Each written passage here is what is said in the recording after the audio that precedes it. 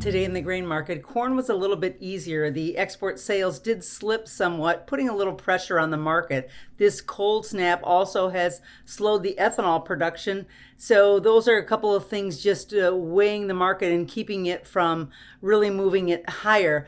The agriculture outlook forum actually was a little bit bullish, but it just doesn't seem to be responding in the market. We are at the end of the week, and this weekend might be a little bit more uncertain because of the cold snap that we've been having and the challenges that are surrounding that. The option volatility is still around that 30% mark, even though it has contracted a little bit. And today was options expiration, so perhaps that played a little bit of a role in this market. So corn ended up down about 7 cents at the 542 level. All in all, that's still relatively strong, generally speaking.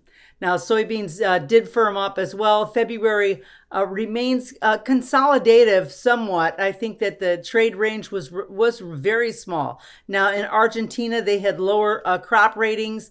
There was rumors that perhaps China might cancel some of their commitments, but it's really not very likely. And I think that the market, just was kind of pushing that aside, that there was still some bullish things on the horizon.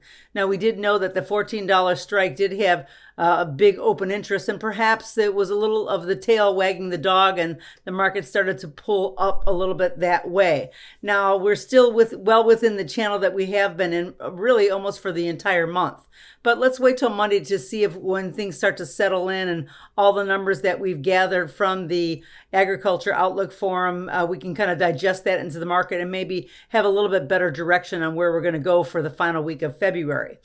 Overall, we are still pretty bullish, and with soybeans up about 4 cents at that 13.80 level. Now, the wheat did slip somewhat. I think there's worries of the damage. However, we're not really going to really know about it. And I think that the uncertainty in the markets is perhaps what's making the trade so choppy and why we've had somewhat of a pullback here. Now, one thing to remember, though, the Matif really rallied the most it's ever rallied in the last 10 years. I think that says something about the wheat market, that there's going to be a lot more activity as we go forward. Now, the weather just makes things very tight for now. Today, we still had a higher high and a higher low. So in general, the market is moving higher, even though we're going to be closing a little bit lower. Those May futures did hold at that 660 level, so that's still relatively strong when you look at at the grand scheme of things. But overall, the fundamentals are still strong, and the market is just pretty much in a holding pattern, which we had expected for February.